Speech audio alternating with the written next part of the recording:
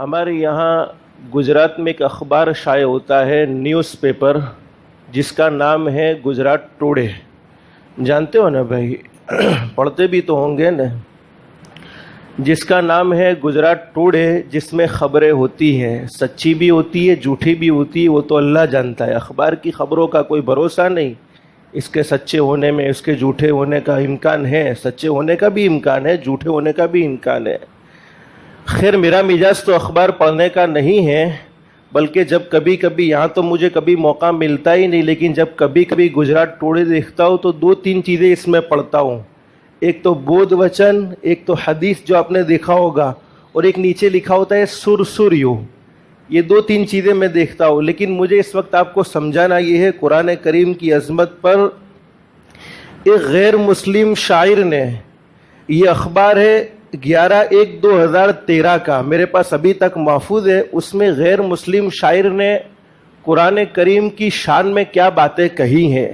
عنوان لکھا ہوا تھا، سفی لکھنڈ والا ہے اچاریلی پنڈت شنکر دیال شرمانی شاعری، جس نے قرآن کریم کے بارے میں کیا کہا ہے اور ہم مسلمانوں کو کیسا جھنجھوڑا ہے، اس کی طرف توجہ دلانا چاہتا ہوں.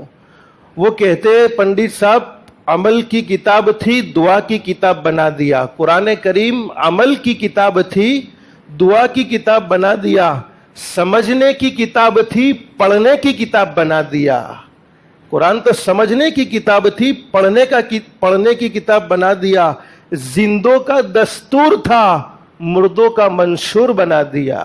چونکہ یہ قرآن تو زندوں کا دستور تھا اور ہم نے اس کو مردوں کے پیچھے لگوا دیا. پھر آگے کیا بات کہی ہے، جو علم کی کتاب تھی، لا علموں کے ہاتھ تھما دیا. یہ قرآن کریم تو علم کی کتاب تھی، لیکن ان لوگوں کے ہاتھوں میں آ گیا جو علم رکھتے نہیں ہیں، جس کے نتیجے میں وہ پڑھنا تو سمجھتے نہیں، بلکہ دو کے پلانا اور پینا ہی سمجھتے ہیں.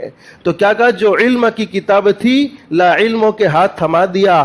تسخیر کائنات کا درس دینے آئی تھی، یعنی تسخیر کائنات کا درس دینے آئی تھی، یعنی پوری دنیا کو ہم اپنے تابع کیسے بنا لے، پوری دنیا کو اپنا غلام کیسے بنا لے، پوری دنیا کو اپنے کنٹرول میں کیسے کر لے.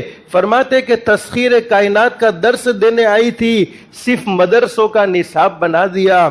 مردہ قوموں کو زندہ کرنے آئی تھی، چونکہ قرآن کریم کو سن کر مردہ دل زندہ ہو جاتے ہیں. مردہ قوموں کو زندہ کرنے آئی تھی، مردوں کو بخشوانے پر لگا دیا. آج ہمارے گھروں میں قرآن پڑھا نہیں جاتا، لیکن جب کسی کا انتقال ہوتا ہے تو قرآن کریم کو پڑھتے ہیں. اس وقت سورہ یاسین بھی پڑھتے ہیں، اس کے علاوہ تو کبھی قرآن یاد آتا نہیں ہے. فرماتے مردہ قوموں کو زندہ کرنے آئی تھی، صرف مردوں کو بخشوانے پر لگا دیا. پھر آگے وہ کہتا ہے، اے مسلمانوں، یہ ہم نے کیا کیا، یعنی قرآن کریم کے ساتھ ہم نے کیا سلوک کیا. میرے پیارے دوستو، اللہ ہم سب کو قرآن کریم سے محبت نصیب فرمائے، قرآن کریم سمجھنے کی بھی توفیق نصیب فرمائے، اور سمجھ میں آ جائے تو ہم سب کو اس پر عمل کرنے کی بھی توفیق نصیب فرمائے.